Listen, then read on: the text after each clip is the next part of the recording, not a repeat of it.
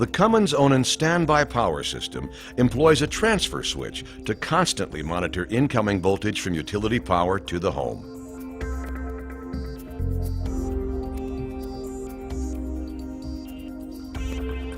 When voltage falls to less than 85% of nominal, or fails entirely, the standby power system automatically begins a startup sequence.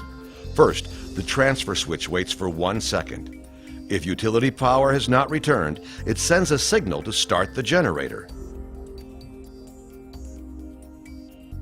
The generator is at proper operating speed after 2 seconds.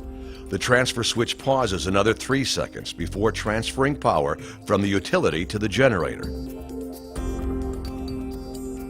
The sequence of operations from the time of the power outage to when auxiliary power is connected usually occurs in 6 seconds.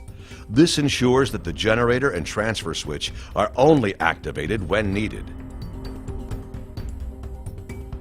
The transfer switch senses when utility power is restored to the home and monitors it for acceptable voltage for 5 minutes.